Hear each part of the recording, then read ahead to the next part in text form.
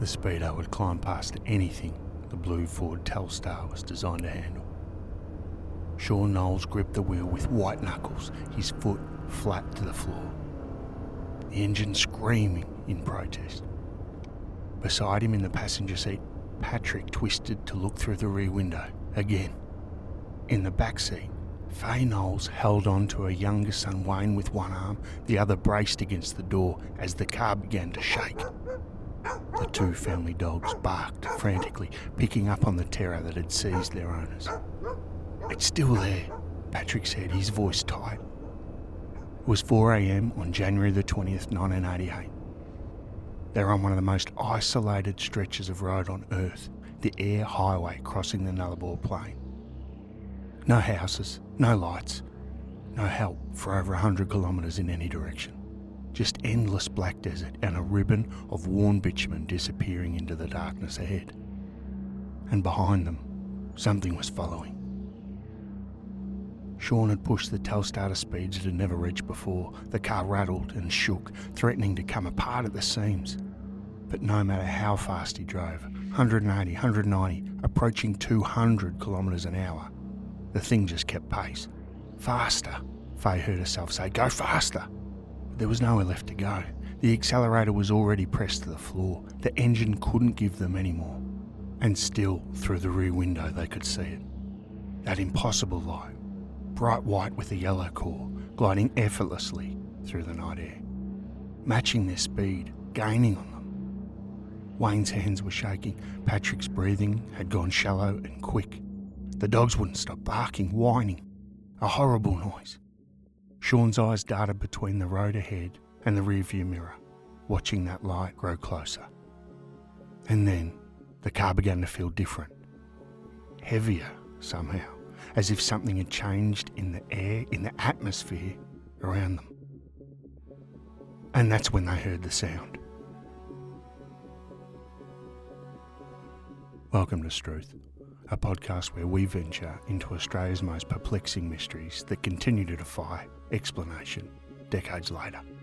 I'm your storyteller, Mark, and today we're travelling to the Nullarbor Plain in January 1988, just 6 days before Australia's Bicentennial celebrations, where the Knowles family encountered something that would make international headlines, divide scientific opinion, and change their lives forever. This is the story of a single mother and her 3 sons who set out on an ordinary road trip and instead experienced 90 minutes of pure terror that left physical evidence, credible witnesses, and questions that remain unanswered nearly 40 years later. Police who investigated found them in a state of genuine shock. A truck driver who encountered them immediately afterward examined their car and couldn't explain what he saw. Scientific analysis would later suggest mundane explanations, but the witnesses never wavered from their account. Whatever happened on that isolated stretch of highway between Majura and Mundrabilla, it was real enough to leave 4 people permanently changed, their car damaged, and the Nullabor's reputation for strangeness reinforced.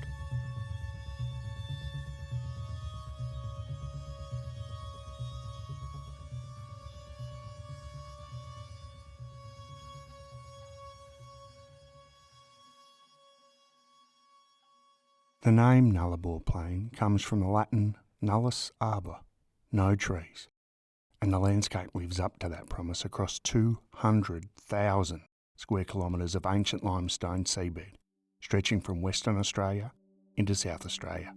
The Air Highway, EYRE, cuts across this expanse like a scar. In 1988, when our story takes place, the road had only been fully sealed for 12 years, and heavy truck traffic had already worn the surface down to barely 5.5 metres wide, just enough for 2 vehicles to pass safely. The famous 90-mile straight runs for almost 150 kilometres without a single curve, the longest straight stretch of road in Australia. Between Majura and Mundrabilla, the stretch where this terror would unfold, roadhouses sit up to 180 kilometres apart. At 4 a.m, help is impossibly distant. There were no mobile phones, of course, in 1988, no roadside assist, and most roadhouses that were there were closed for the night. This place is so desolate that the Royal Flying Doctor Service often use sections of the highway as emergency airstrips. The night sky above the Nullarbor is spectacular and disorienting. With virtually zero light pollution, stars appear in such density that they even cast faint shadows.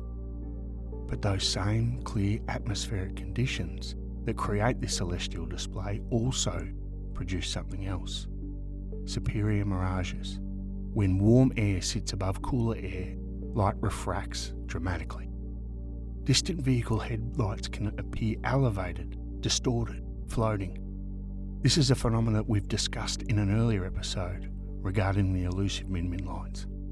Explorer Edward John Eyre, the first European to cross it in 1841, described it as a hideous anomaly, a blot on the face of nature, the sort of place one goes to in their nightmares. His companion was murdered during the crossing. His horses died of dehydration. The Nullarbor has been testing travellers ever since.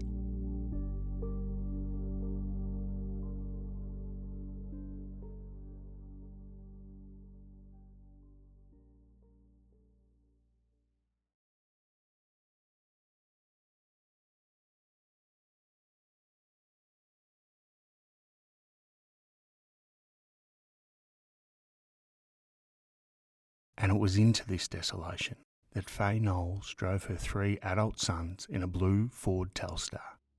Everything they owned packed into one car. Faye was 48, a single mother, seeking a fresh start. She decided to relocate from Perth to Adelaide to stay with relatives, and she'd loaded Patrick, 24, Sean, 21, and Wayne, 18, into the recently purchased 84 Telstar for the 2,700 kilometre journey. They planned to drive straight through, taking shifts at the wheel, crossing the desert at night when temperatures were more bearable. By the time they reached the Nullabor's most remote stretch, they'd been driving for approximately 13 hours with minimal stops. The radio had long given up to static. The only sounds were the engine's hum, the rush of the wind, and the rhythmic thump of tyres on pavement. It was just after 4 a.m, January 20, 1988. Sean was at the wheel. Patrick sat in the front passenger seat. Faye, Wayne, and 2 family dogs were in the back. They were approximately 40 kilometres west of Mundrabilla, in an area called the Basin. And that's when Sean saw something on the road ahead. A light. At first, Sean dismissed it as oncoming traffic. The Nullarbor saw enough truck traffic that you learned to recognise the pattern of approaching headlights. But as they drew closer, something started to feel wrong. The light wasn't moving like it should. It seemed to hover, dancing slightly above the road surface. "Do you think that could be a spaceship?" Sean asked Patrick, half joking. Patrick scoffed, "Of course not." But curiosity began to get the better of them both. Sean pressed the accelerator, pulling closer to investigate. Within 20 metres, they could finally see it clearly. What Faye would later describe as an egg in an egg cup, approximately 1 metre wide, glowing bright white with a yellow centre. It sat on or just above the road, moving slightly back and forth as if suspended by invisible strings. And then it moved. Sean swerved violently as the object crossed directly into their path. Headlights appeared suddenly from the opposite direction. A station wagon towing a caravan also swerving to avoid the light. The 2 vehicles missed each other by metres, both drivers fighting for control on the narrow highway. The Knowleses watched as the light seemed to circle back, now pursuing the station wagon that had narrowly avoided them. The other vehicle's taillights disappeared into the darkness at high speed. "We should check on them," Faye said from the back seat, her voice tight with concern. Sean executed a U-turn, accelerating to catch up, but within moments, fear overwhelmed good intentions. The light was coming back, and now it was coming for them. Sean made another U-turn, this time fleeing. He floored the accelerator, pushing the Telstar faster than it was meant to go on these or any roads. The speedo climbed past 180 kilometres an hour, past 190, almost 200. The faster we went to get away from it, Patrick would later tell police, the faster this object went after us. Behind them, through the rear window, they could see it, that bright white light with its yellow core, matching their speed effortlessly, gaining on them despite Sean pushing the car to its absolute limits. The dogs began to panic, barking and whining in a way Faye had never heard before. Wayne was fully awake now, twisted in his seat to watch the light pursuing them. The interior of the car filled with the smell of fear and overheated engine. And then they heard it, a heavy metallic clunk that reverberated through the car's frame.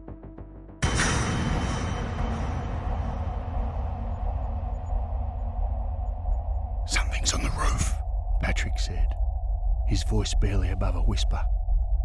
The car suddenly felt different, heavier, as though an enormous weight had settled onto them, pressing down from above. Sean struggled in vain with the steering wheel. The Telstar was fighting him, pulling to one side as if invisible hands were grabbing at it. "Something seemed to be on top of us," Patrick said. "We looked around, but it didn't seem to be there. It seemed to grab the car." That's when Faye Knowles made the decision that would become the most famous and most controversial detail of the entire incident. Inexplicably, she reached out, rolled down a window, and stretched her hand toward the roof to feel whatever had landed there. What she touched defied description. Years later, she would struggle to find words. Soft and rubbery was the best she could manage. Warm but not burning, spongy, like nothing she'd ever felt before. And when she pulled her hand back inside, it was covered in black, powdery residue. Almost immediately, the interior of the car began to change. A grey-black mist started seeping in, filling the cabin with smoke that carried an overwhelming stench. Patrick rolled down his window and was instantly covered in fine dust. The smell, they would later describe it as like dead bodies, gas, a blown fuse, something acrid and wrong. And then their voices changed. Patrick noticed it first. When he tried to speak, the words came out different. Slower, deeper, distorted. Slower, deeper, distorted. "Our voices started changing," he would tell investigators. "You know how a tape deck sounds when the batteries start to go flat? That's what it was like." All four of them experienced it. Their speech became elongated, pitched lower, as though time itself had slowed inside the car. The dog's barking took on the same quality, drawn out, warped. More physical sensations followed in a rush. Their hair started standing straight up as if electrified. An intense heat building inside the car. The feeling, Faye and Patrick both reported this independently, that something was going into their heads. Patrick felt like his brain was being sucked out. The sensation of dehydration, of being completely drained. And through it all, that weight pressing down on the roof, the car struggling to maintain speed despite Sean's foot flat against the accelerator. You could actually feel the car rising in the air, Patrick said. That Ford Telstar lifted off the road. They were certain of it. The sensation of weightlessness, of tyres no longer in contact with bitumen, of being carried by something that had grabbed them and was now pulling them skyward. And then, just as suddenly, they dropped. The car slammed back onto the highway with brutal force. The rear right tyre exploded on impact, rubber shredding against the road. Sean fought for control as the Telstar shuddered and fishtailed. Everything went white for a moment, he would later say. He briefly blacked out. But somehow, he managed to bring the vehicle to a stop on the shoulder. For a few seconds, nobody moved. They sat in stunned silence, the car filled with that foul-smelling mist, their voices still distorted, hearts hammering. "Get out," Faye finally managed. "Get out of the car." They scrambled into the darkness, fleeing into the roadside scrub. Faye, Patrick, Sean and Wayne, followed by two terrified dogs. They crouched in the low bushes about 15 metres from the highway, watching their car. The light still hovered above it. For 15 long minutes they waited, hidden in the Nullarbor darkness, watching that inexplicable glow suspended over the blue Telstar. Then, finally, it darted away, moving impossibly fast across the sky before vanishing completely into the pre-dawn darkness. They changed the tyre in near silence, hands shaking so badly they could barely work the lug wrench. None of them wanted to talk about what had just happened. Speaking it out loud would make it real, and making it real meant accepting that everything they understood about the world had just been violated. The closest sign of civilization was the Mundrabilla Roadhouse, still kilometres ahead. Sean, reluctantly, got back behind the wheel. Nobody argued about who should drive, and they made their way slowly up the highway, the spare tyre thumping rhythmically, the smell of that black residue still clinging to everything.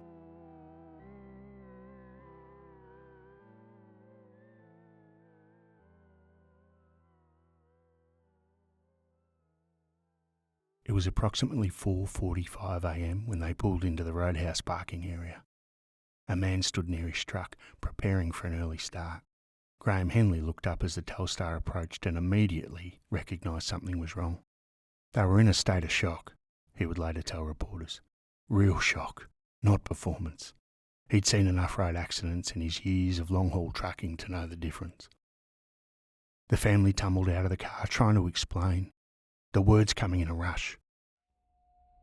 Henley listened without judgment and then asked to examine their vehicle. What he found gave him pause.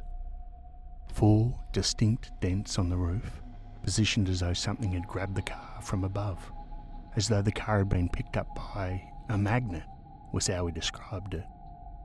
Black ash covered both the exterior and interior. He could see it coating the dashboard, the seats, even the ceiling fabric. The ash felt like fine silicon and carried a burnt odour he recognised, Bakelite, or like something when you blow a fuse. The rear tyre was shredded and he noticed the dogs were still cowering in the vehicle, refusing to come out. Then he told them something that made Faye grab her son's arms. He'd seen it too. About an hour earlier, Henley had been driving east when he'd noticed something in his rearview mirror. A light that was too high up to be another truck or vehicle. White and yellow in colour, disappearing and reappearing over several minutes. He'd watched it for about 5 minutes, and during that entire time, he never saw any car lights beneath it. Just this floating light, moving against the dark sky. Like a big fried egg hung upside down, was how he described it. Henley gave them coffee, let them compose themselves, and suggested they drive to Ceduna, about 500 kilometres east, to report what had happened to police. He and 2 friends drove back to the incident site later that day to look for evidence. They found skid marks on the highway, footprints in the dirt where the family had run into the scrub. Tyre tread tracks consistent with a car pulling off the road and stopping suddenly. Everything the Knowles family had described was there in the physical evidence. But the most compelling thing Graham Henley found was the expression on Faye Knowles' face.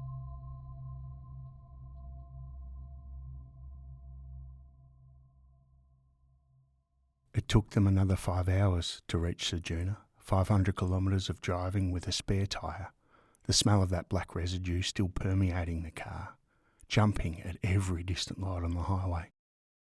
By the time they walked into the police station around 9:30 a.m, they'd had hours to second-guess themselves, to wonder if they should even report it.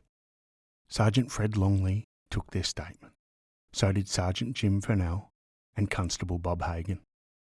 And what impressed the officers wasn't just the story, it was the condition of the witnesses. They were in a terrible state, Longley noted in his report. Even though it was 5 hours after the incident, it was clear that something had happened out there. He examined the car himself, running his hands over the roof dents, the ash still coating every surface despite 500 kilometres of driving. Their car, even after being driven all that way, still had black ash or dust all over it, even on the inside. Where did that come from? There's no soil like that out there, only sand. The police took the report seriously enough to refer the case to UFO Research South Australia. They officially dismissed any suggestion that this was a hoax. Constable Hagan put it plainly. Reports of UFO sightings usually don't hold much water with us, but after checking their car and seeing them, we think there could be something in this. Within 36 hours, the story broke nationally. UFO attacks family led morning news broadcasts across Australia. The Knowles family impressed television audiences with their sincerity. Faye's simple statement, "I won't turn the lights off at night. I'm too scared to go to sleep," captured the genuine trauma they'd experienced. These weren't people seeking attention or trying to profit from a tall tale. These were 4 ordinary Australians who had encountered something extraordinary and were still trying to process it. But then came something that complicated the narrative even further. A tuna fishing crew operating about 80 kilometres offshore in the Great Australian Bight reported that they too had been buzzed by an unidentified flying object at roughly the same time on the same morning. Most remarkably, the fishermen reported experiencing the same voice distortion the Knowles family described. Their words became slow and warped. They saw an elongated vertical light in the sky. And here's the critical detail. The fishing crew couldn't have known about the Knowles family's experience when they made their report. The sightings occurred hundreds of kilometres apart. There was no way they could have coordinated their stories. Channel 7 television paid the Knowles family $5,000 for exclusive access and commissioned a laboratory analysis of their vehicle. What came back was disappointing to those hoping for extraordinary findings. No significant dust was observed on the vehicle as presented for inspection. But there was a reason for this. By the time scientists examined the car, it had been driven 500 kilometres from the incident site, parked at a police station, and, according to investigators, curious townspeople had swarmed all over it, touching everything, examining the roof, effectively contaminating any potential forensic evidence. The Australian Mineral Development Laboratory conducted its own analysis and found only particles of clay and salt, materials entirely consistent with a vehicle that had recently crossed the Nullarbor Plain near enough to the Great Southern Ocean. In effect, their conclusion was the car was just dusty. The black deposit on the tyre rims? Brake lining material, consistent with high-speed driving. The roof dents? Described as very minor, of a sort likely to be caused by the use of a roof rack.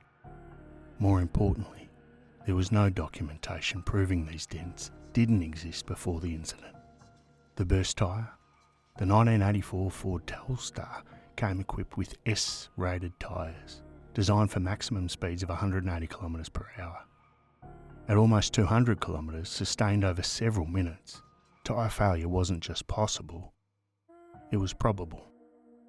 Dr. Richard Haynes, a NASA scientist, analysed samples and found that interior dust differed slightly from the exterior samples. This was potentially significant, but nothing that suggested extraterrestrial or truly anomalous origin. The RAAF, Royal Australian Air Force, confirmed no military aircraft were in the area that night, ruling out any classified military activity. And then came the atmospheric explanation. A.T. Brunt, former Regional Director of the South Australian Bureau of Meteorology, published a detailed analysis showing that weather records confirmed a pronounced temperature inversion extending across the Nullarbor on January the 20th, 1988. Warm air sitting above colder air. These conditions, as we've mentioned, create superior mirages, Fata Morgana effects, where distant light sources can appear elevated above the horizon, distorted, seeming to float and dance. Brunt suggested the Knowles family initially saw distant headlights from a truck travelling in their direction, which they correctly identified at first. But then exhaustion, isolation, darkness, and escalating group panic transformed a strange light into an attack. Psychologist Robert Bartholomew classified the case as small group panic, where normal healthy people, as a result of unusual events, grow paranoid and literally scare themselves. The conditions were perfect. 13 hours of driving through unfamiliar and isolated terrain in total darkness, minimal sleep. In this state, a kangaroo at the roadside might become a figure with a trolley, as we discussed with the Pilliga Princess case. Brake dust might become alien residue. A tyre blowout might feel like an attack. The brain, seeking patterns in ambiguous stimuli, interprets everything through the lens of fear. The voice distortion. After 13 hours driving through arid desert, the family's vocal cords were likely dried out, producing naturally hoarse, lower-pitched speech. Every physical detail had a mundane explanation. Every sensation could be attributed to exhaustion and panic. The case, from a scientific standpoint, was closed. Except Graham Henley saw it too, and so did the tuna boat crew. And Faye Knowles touched something soft and rubbery on her car roof, and 4 people who had nothing to gain from lying insisted that they experienced exactly what they said they experienced. The media attention that seemed like validation quickly became a nightmare for the Knowles family. 4 months after the incident, they had fled their Perth home. Patrick explained why. Their former friends and acquaintances thought they were crazy. The incident cost them approximately $18,000, significantly more than they ever gained. A devastating sum for a family already struggling financially. They eventually lost the car when they couldn't meet the repayments, after a promoter named Wes Johnston took it with promises of lucrative public appearances that never materialised. Patrick's reflection was bitter. I don't think a single reporter or journalist asked sensible questions or tried to console us for our fear. They just wanted to humiliate us. The family's simple plea spoke volumes. We just want to get on with our lives, find jobs, and settle down somewhere in Perth, where people don't ridicule us on the street. They never wavered from their account. They never changed key details, and gained nothing but ridicule. That consistency, more than anything else, lends credibility to their experiences. Hoaxes typically crack under sustained scrutiny. They modify their stories continuously to maintain interest or address inconsistencies. They seek any opportunity to profit from notoriety. The Knowles family did none of these things. They simply maintained with quiet insistence that something happened to them on the Nullarbor on the 20th of January 1988. Something that lifted their car off the road. Something that Faye touched. Soft, warm, spongy. Something that covered them in a black ash and distorted their voices and terrified them so completely that police officers who saw them 5 hours later had no doubt whatsoever that genuine trauma had occurred.